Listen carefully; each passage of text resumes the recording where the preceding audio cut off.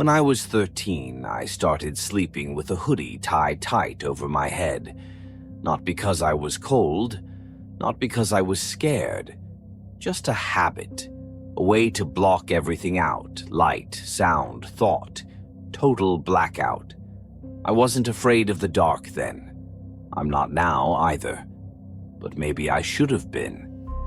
My room had blackout curtains, and I was religious about covering every blinking LED, alarm clocks, chargers, consoles.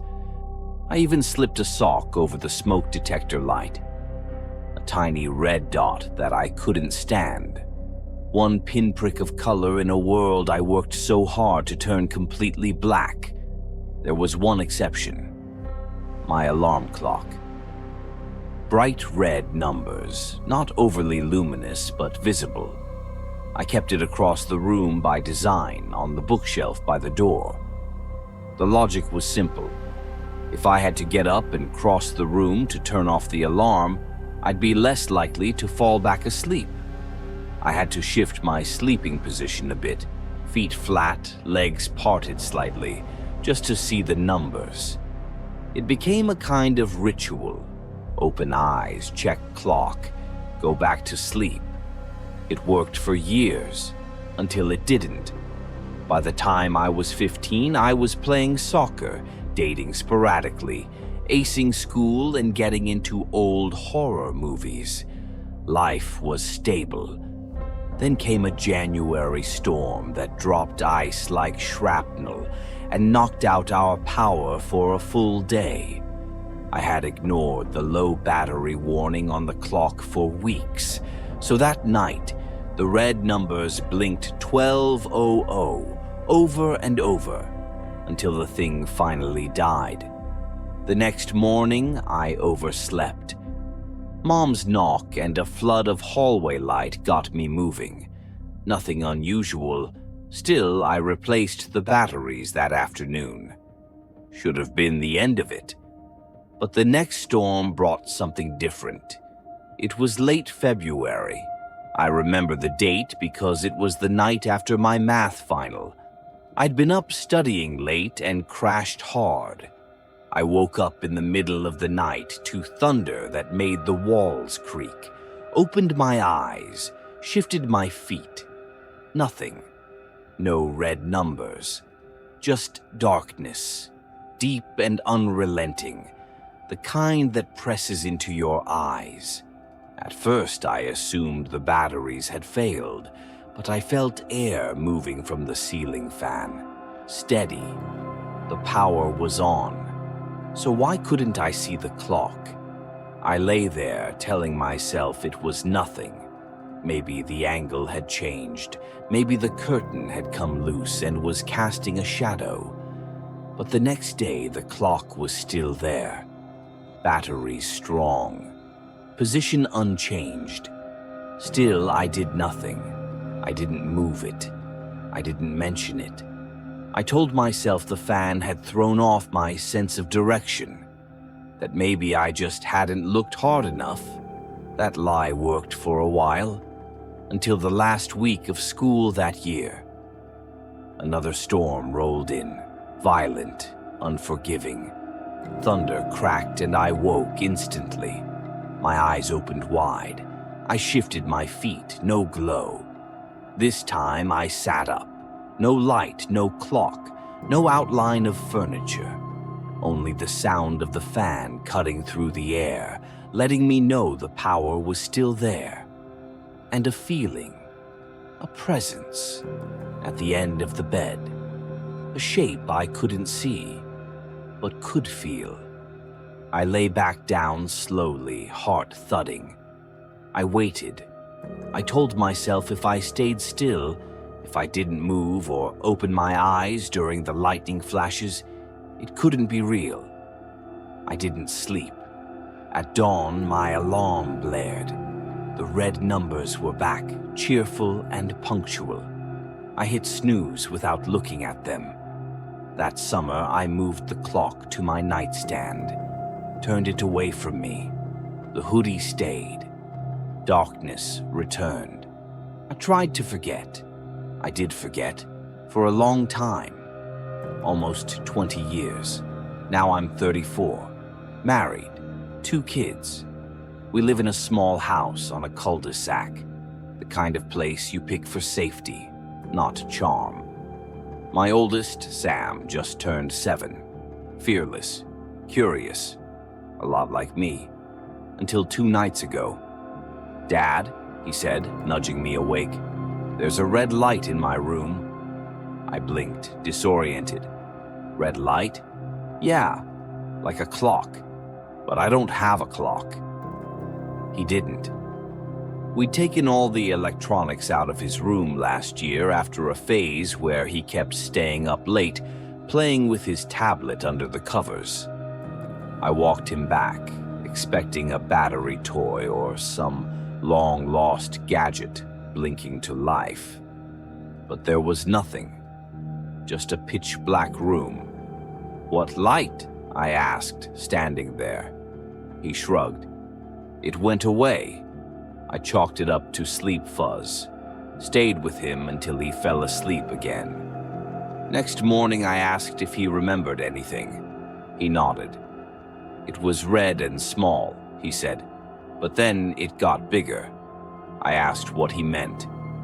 "It was far away at first," he said, "like at the end of the bed. Then it got closer, like it wanted me to look." I laughed it off. Told my wife. She blamed too many scary YouTube videos. But something about the way he said it. The next night I left a nightlight on in his room. One of those soft blue ones you plug into the wall. At 3:09 a.m., I woke up to the sound of footsteps, not the clumsy shuffles of a kid. Slow, deliberate. I sat up. The hallway light was off. Sam's door was half open. His nightlight glowed softly. No movement. I walked down the hallway, leaned in. Sam was asleep, peaceful, but the nightlight was off. I reached out to touch it. Still warm. Back in my room, I sat on the edge of the bed, just breathing. I didn't wake my wife. She's always been rational, practical.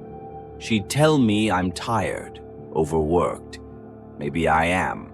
But last night, Sam came to me again. "Dad," he said, quieter this time. "The red dot's back." I walked him to his room again, stood there listening, watching.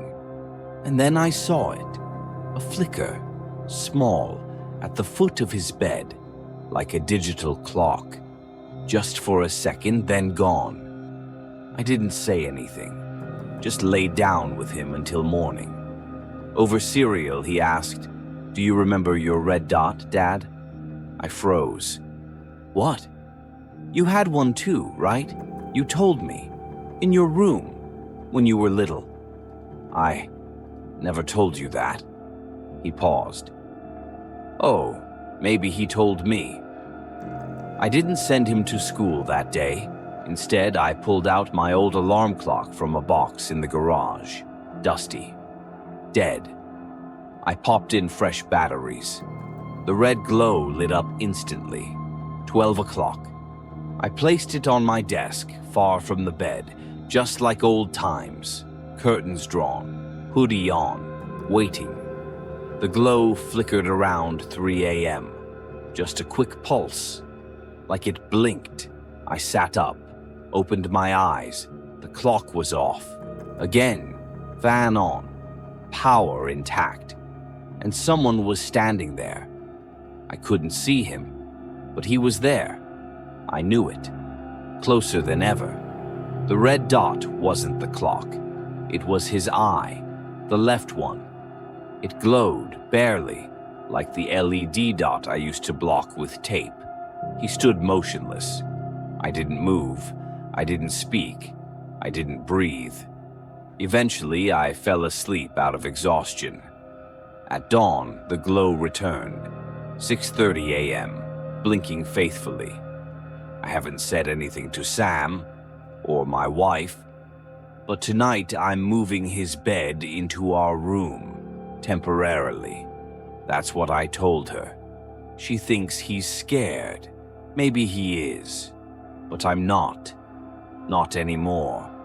I just want him near me when the red dot comes back, because this time I plan to follow it. If he's waited this long to show himself again, I want to know why. Every night before bed, my daughter Hazel and I have a routine.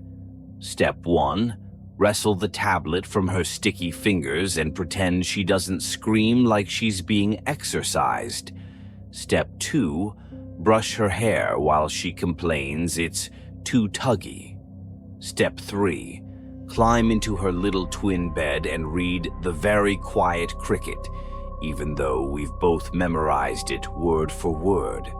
She still giggles when I whisper the final page. I always close the book, tuck her in, and say, "Night-night, Moonbeam." She replies, "Night-night, Daddy.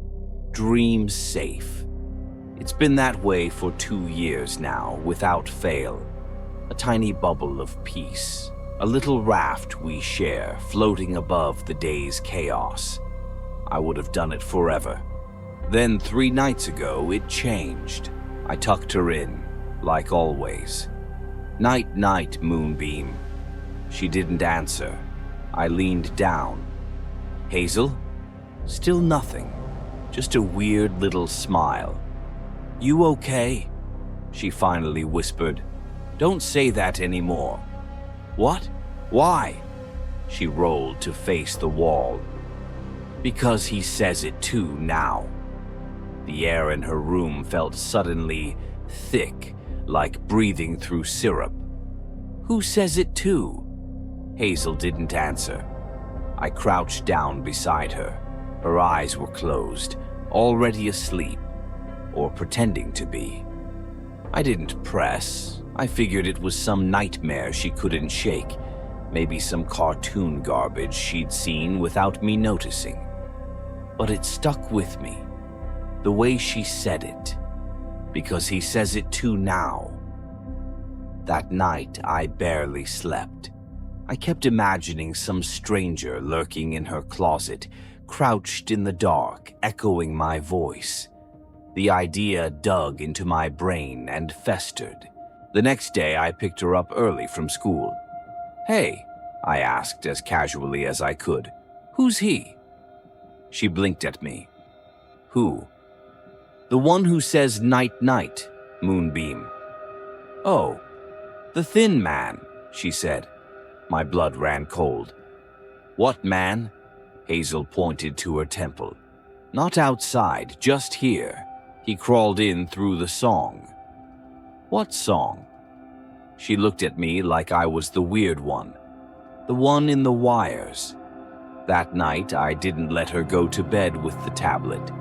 No story either. I just sat with her, holding her hand until she drifted off. I set up a baby monitor, just to be safe. She hadn't used one in years, but I needed to know if she said anything strange again. At around 2:14 a.m., I woke up in the living room to a soft, static hum. I checked the monitor. Hazel's room was dark. Then the monitor flickered. A sound, barely audible, like 100 whispers layered over each other, talking over a dial-up modem. Buried under it, I heard my own voice. "Night-night, Moonbeam." Only I hadn't said it. Hazel sat bolt upright in bed. Then something long and narrow moved behind her, stretching up from the shadow between the bed and wall. A sliver, a ripple, like a man made of radio static. The feed cut out. I was out of my chair and sprinting down the hall, flinging her door open. Hazel was curled under her blanket, sleeping. I tore the room apart. Closet, under bed, behind curtains. Nothing. I told myself I imagined it. The monitor glitched. I was overtired, grieving my own sanity. But then came the drawing. The next morning, I found it on the fridge, clipped neatly by one of her rainbow magnets. It was Crayon, done with that jagged, obsessive energy only kids have. She had drawn our house, and inside it were 3 stick figures: me, Hazel, and a tall, thin shadow with empty eyes and lines stretching from his back into the sky like antennae. Below it, in scrawled letters, "He's in the wires." I asked her where she got the idea for the picture. She just shrugged. I didn't draw it. He left it. Who? Hazel didn't answer. She just asked, "Can we unplug the walls?" That day, I turned off the router. I unplugged everything in her room: TV, lights, her white noise machine, even the night light. That night, she sobbed. Not because it was dark. She said she couldn't hear the wires anymore, and now she didn't know where he was. "He's mad at you," she whispered. I asked her why. "Because you unplugged his voice." I sat with her all night, the baby monitor forgotten. Every 30 minutes, I checked her pulse just to make sure she was real. The next day, I installed a hidden camera in her room. I needed proof, or peace, or both. That night, I made a bed in the hallway and left her door cracked. I watched the feed on my laptop as I drifted in and out. Then, at 3:17 a.m., I watched Hazel get out of bed. Her head was tilted like she was listening to something on the ceiling. She walked to the far wall and put her ear to it. Then she started whispering back. I turned up the volume, static. I could just barely make out my name. "Daddy, he wants you." My laptop screen glitched. For a moment, all I could see was white noise. Then Hazel was back on screen, holding something, a crayon, her red one.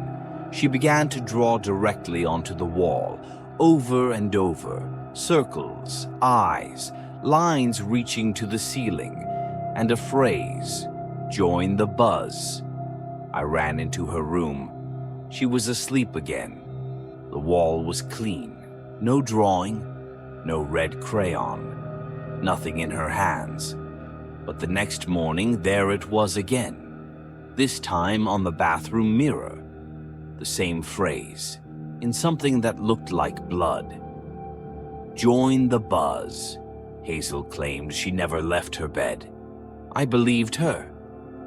That afternoon, I checked the footage again. It was gone. All the files had been replaced with a single looping video. Me, sitting in the hallway, staring into the camera, repeating, "Night, night, Moonbeam." But the voice wasn't mine. That night, I didn't sleep. Neither did the lights. At 1:01 a.m., every bulb in the house began to pulse like a heartbeat. My phone powered on by itself. The microwave beeped. My laptop started streaming static. Hazel's toys spoke in garbled voices. I ran to her room. She wasn't in bed. She was standing on her windowsill. "Hazel," she turned to me with a smile that wasn't hers. "He says I can be in the wires too," she whispered. "It doesn't hurt after the first time." I grabbed her. She screamed, but it wasn't her voice. It was digital, skipping, echoed like feedback. I pulled her away from the window and held her all night. She didn't fight. She just kept twitching in my arms like her limbs were buffering. The next day, I took her to a doctor. They ran scans, asked me questions, told me there was nothing medically wrong. She barely spoke anymore. That night, I turned off the breakers, lit candles, sat in her room and waited. At 3:33 a.m., the walls buzzed. Hazel sat up. Her eyes glowed faintly blue. She looked at me. "It's your turn."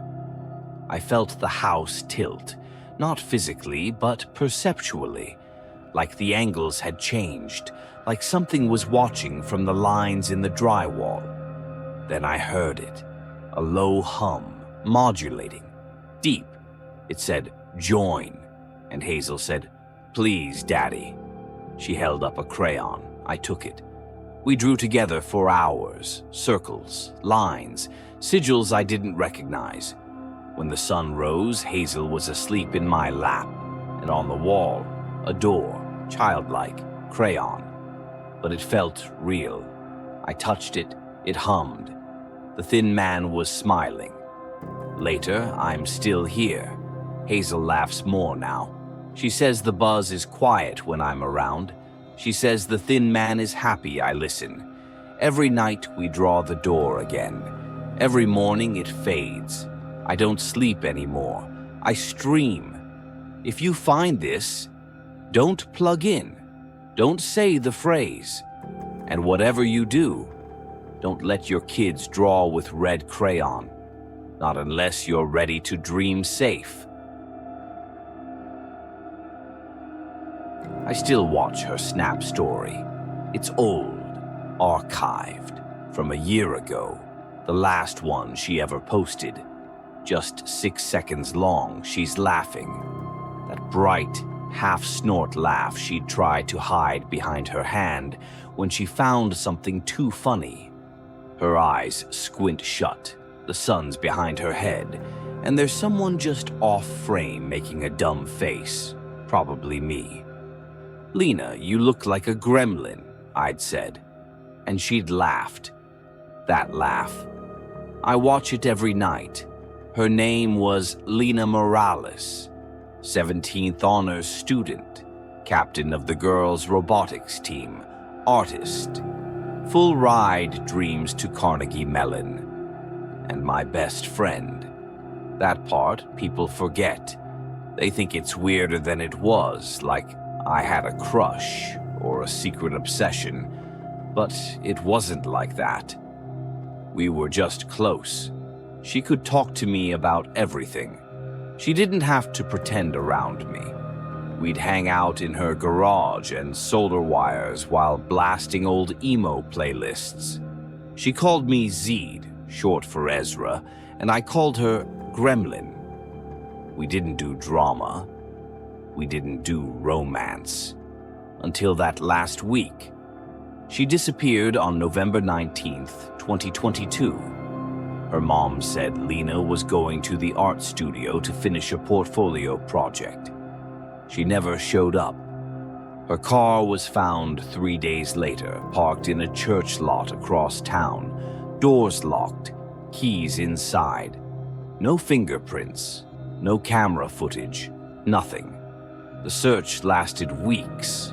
First local cops, then state, then federal. There were candlelight vigils, flyers, even a Reddit thread that blew up. And I was right in the middle of it, trying not to fall apart. I stopped eating. My grades tanked. I went out every night with a flashlight and Lena's old hoodie, searching trails, alleys, drainage ditches. I don't know what I thought I'd find. Her phone? A shoe? Her? I was obsessed, not because I thought she'd fallen for me or some savior fantasy like in the movies, but because I couldn't handle the silence. She always replied to my texts. Until she didn't, I started getting messages the night before Christmas Eve. I was in my room, scrolling through her archived stories. My phone buzzed. Unknown number, Z. I stared at it. Who is this? No reply. A minute later, unknown number. I'm cold. I froze. My fingers tingled. I called the number. No answer. Again, voicemail. And then I heard her voice, Lena's voice. Not the one from the snap. This one sounded raw, like she'd been crying. It's me. I'm so cold. Please. Then static. Then the line cut. I threw my phone across the bed. My skin felt like it was buzzing. I didn't sleep that night. I couldn't. I told myself it was someone messing with me, some sick joke.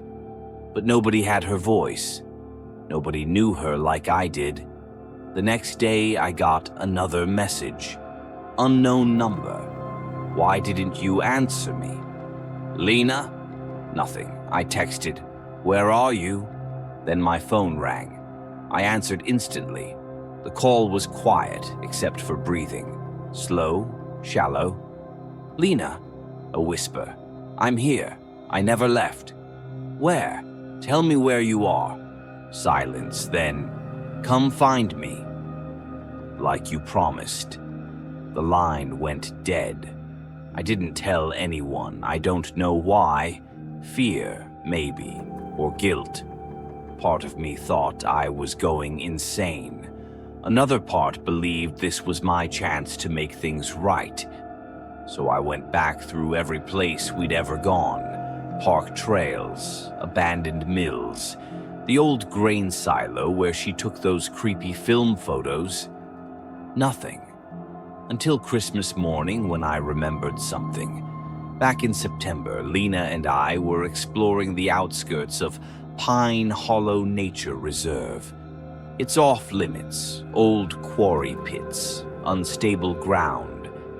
But she'd found a weird stone building, half buried in the woods. Looked like a root cellar, but deeper. She'd said it gave her the creeps. I grabbed my flashlight and went. It took hours to find it. The sky was gray. Ice clung to the pines. I slipped twice on frozen roots. But I found the building. Covered in moss, iron door half off its hinges. Inside, it was just black. I clicked on my flashlight and stepped down the stone stairs. The air turned sour. Wet. My breath fogged. About 10 feet down, I found it. A small room, dirt floor, walls lined with claw marks, and in the center something metal glinted. A necklace. Lena's necklace. I picked it up, and that's when my phone rang. Unknown number. I answered. "I knew you'd come," she whispered. My knees buckled. I fell to the floor. "Lena, I was waiting. I'm still waiting. Don't leave me again." I choked on air. "Where are you?" "Here." A soft shuffle behind me. I spun, flashlight trembling. Nothing. I backed out of the cellar. I didn't stop until I was home. The police didn't believe me. I brought them the necklace. They took it, logged it as evidence, told me to stay out of the forest. Lena was still listed as missing, not dead, not officially. But people had stopped hoping. Everyone except me. The next week it got worse. Every day at 4:07 p.m., right when we used to walk home together, my phone would ring. Same unknown number. Sometimes she cried. Sometimes she screamed. Once she laughed. That horrible laugh, warped and echoing like it came from the bottom of a well. I blocked the number. It called me anyway.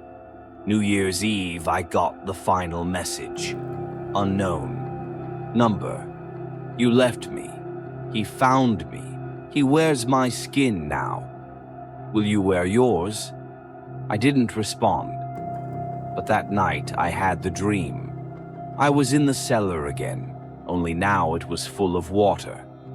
Lena stood at the bottom, eyes glowing white, hair floating around her like seaweed. She opened her mouth and something crawled out. A long arm, jointed wrong, covered in teeth. It reached for me. I woke up screaming. They found her body in late January, about 10 miles from the cellar, buried under 3 feet of snow. She'd been dead for over a month. Her phone was found nearby. Battery destroyed. The coroner said she died of blunt trauma and exposure. But I already knew that, because the night before they found her, I got one last call.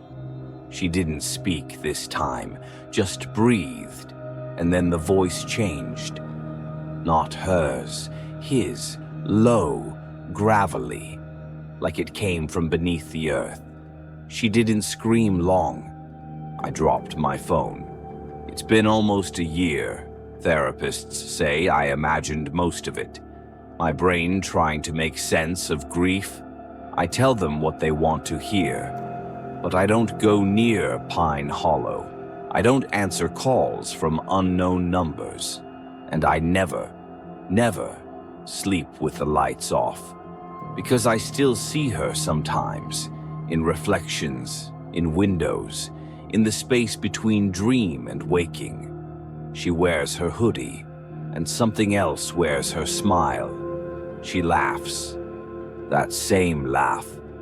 And I know one day I'll hear it again, behind me, in the dark, when I'm alone.